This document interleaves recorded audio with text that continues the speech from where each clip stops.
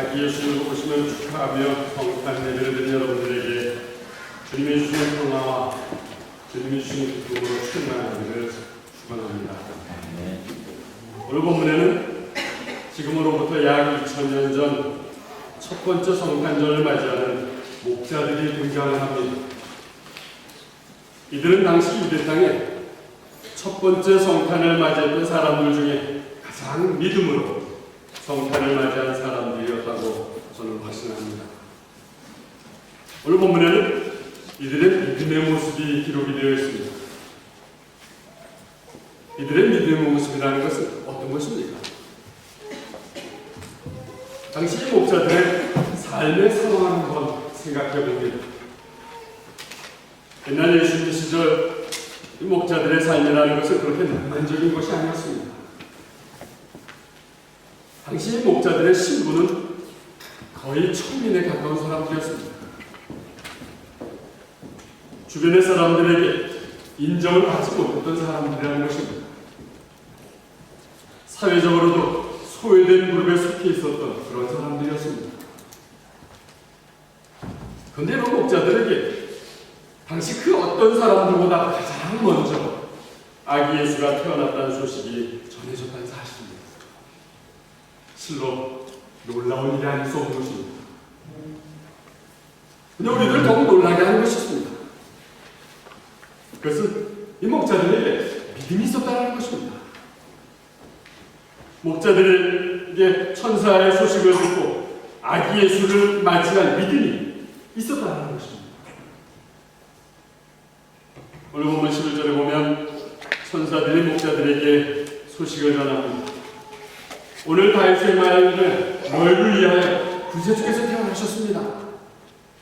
그는 곧 그리스도 주님이십니다. 천사들이 전한 이 소식은 목자들에게 너무도 엄청난 것이었습니다. 왜 이들에게 엄청난 것이었습니까? 왜냐하면 이 목자들은 하나님의 말씀을 연구하는 사람들이 아니었던 것입니다.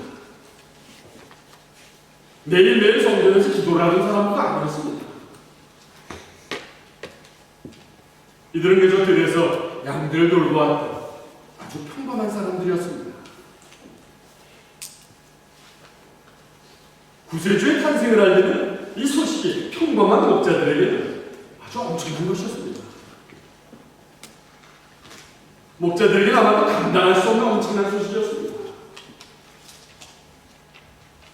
그래서 이 목자들은 이 소식을 오히려 그냥 무시해 버릴 수도 있었습니다. 자신과는 상관이 없는 것으로 넘길 수도 있었던 것입니다.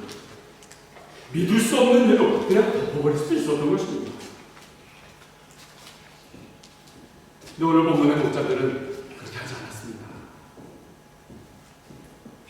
오늘 본문 15절에 보니까 이 놀라운 소식에 대해서 목자들 서로 진지하게 의논을 하고 있는 모습을 알게 됩니다.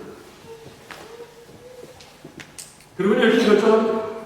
이제 우리가 베들레헴을 가자. 거기 가서 우리에게 알려준 이 일이 일어났는지 확인해보자. 그러니까 목자들은 자신들이 들은 소식을 그대로 받아들이고 결정한 것입니다. 그리고 구세주를 만나기 위해서 베들레헴을 급히 발걸음을 옮기고 있는 것입니다. 여기에 목자들의 믿음이 있었습니다. 저는 여기서 질문을 한 가지 합니다. 목자들의 믿음은 어디서부터 온 것입니까? 일반적으로 우리의 믿음이라는 것은 어떻게 생겨지는 것입니까? 이 믿음이라는 것은 들으면서 나는 것입니다. 믿음은 언제나 우리가 들으면서부터 시작되는 것입니다. 목자들은 지금 하나님 보내신 천사들의 전해준 소식을 들었습니다.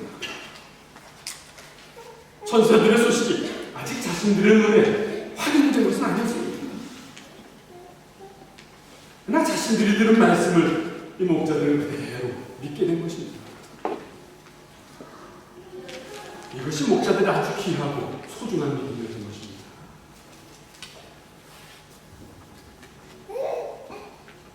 천사들의 소식을 들은 목자들은 한순간도 지체할 수가 없었습니다. 목자들에게는 구세주를 만나는 것이 그들의 삶의 이제 우선순위가 된 것입니다. 그래서 자신들이 하던 일을 멈추었습니다. 그리고 어서 가자고 서둘고 있는 것입니다. 어서 가서 그 위에 누우신 이 아기 예수를 보아야 한다. 서로를 격려하고 있습니다.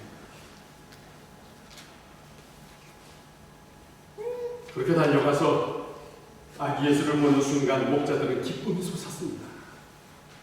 그 기쁨에 천사들에게 들었던 말씀을 다시 전하기 시작합니다.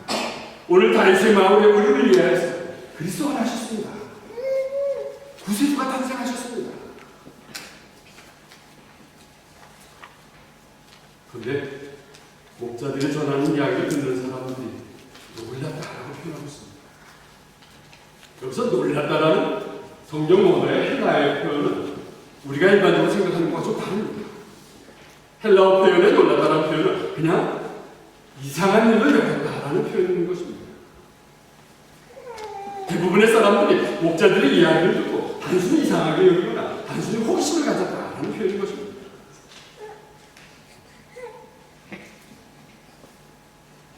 오늘날도 많은 사람들이 하나님의 말씀을 듣게 됩니다.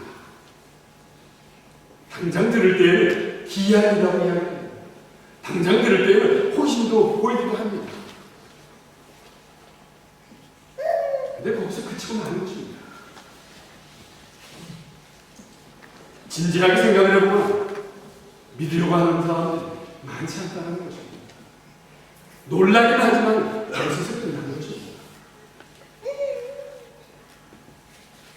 근데 당시 많은 사람들이 이런 반응과는 다른 사람의 얼굴에 등장합니다. 그는 마리아였습니다. 마리아는 목자들이 하는 이 모든 말을 마음속 깊이 소중히 간직했습니다. 그리고 진지하게 곰곰이 생각하고 또 생각을 했습니다. 그때의 이 메시지는 마리아에게 축복의 말씀으로 전해진 것입니다. 고난을 이기는 능력의 말씀이 된 것입니다. 처녀의 몸으로 아기를 낳았다라는 온갖 비난을 이겨내는 축복의 말씀이 되었던 것입니다. 그렇습니다. 나를 구원하신 구세주가 이 땅에 오셨습니다. 그 구세주는 나의 삶을 변화시키는 분이십니다. 그 구세주는 또 나의 삶에 새로운 소망을 주시는 분이십니다. 이 말씀을 듣고 믿음으로 베들레헴으로 달려온 목자들이 구세주 그리스도를 자신의 눈으로 직접 보게 된 것입니다. 그리고 오늘날도 이 말씀을 마음속에 소중히 간직하는 사람들에게는 누구에게든지 이 말씀이 축복의 말씀이 되는 것입니다. 이제 목자들은 이 축복의 순간에 하나님께 영광을 돌렸습니다. 이들이 어떻게 하나님께 영광을 돌렸습니까? 오늘 본문 20절에서 이렇게 표현합니다. 목자들은 돌아가면서 천사들이 일러준 대로 자기들이 듣고 보았으므로 하나님께 영광을 돌리고 찬양을 드렸습니다. 목자들은 자신들이 보고 확인하는 것으로 그치지 않았습니다. 자신들만 기뻐하지 않았습니다. 자신들만 좋아하지 않았습니다. 찬양을 드리면서 하나님께 먼저 영광을 돌리고 있습니다. 근데 가만히 생각을 해봅니다. 지금 목자들은 무엇을 찬송을 했습니까? 오늘 보면 14절에 보면 천사들이 목자들에게 나타나서 아기 예수에 나타나심을 전합니다. 천사들은 아기 예수의 나심을 알고 나서는 하나님을 찬양합니다. 높은 곳은 하나님께 영광입니다. 땅에서는 하나님께서 기뻐하시는 사람들에게 평화입니다.